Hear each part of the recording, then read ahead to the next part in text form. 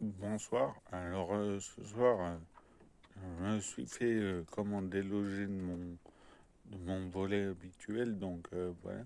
Mais là, tout mon séjour de repos, on a passé la date fatidique hier du 6 août 2025, donc 80 ans jour pour jour après la première bombe d'Hiroshima. Et à cette occasion, ils ont passé à la télé un documentaire très intéressant qui nous racontait l'histoire de cette bombe.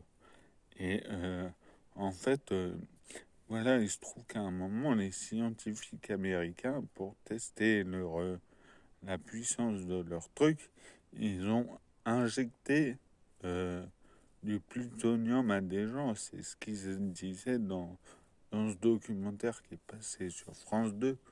Et vous voyez quand même jusqu'où ça va. Ils peuvent, et enfin, à l'époque, ils ont vacciné des gens avec un produit dont ils savaient pas du tout ce que ça allait donner. Euh, bon, là, je pense que moi, je mets ça en parallèle avec la crise Covid. Là, ils savaient mieux à quoi s'attendre. Mais bon, ils ont fait ça aussi. Ils ont pris les gens un peu pour des cobayes.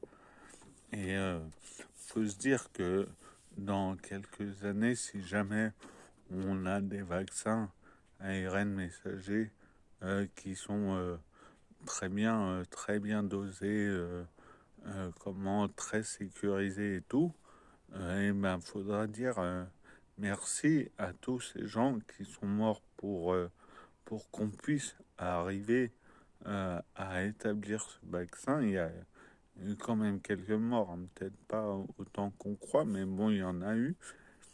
Et du coup, faut remercier aussi tous les gens qui, un peu dans toutes les villes, du coup, moi, je les appelle les antipasses, parce qu'ils n'aiment pas trop anti-vax.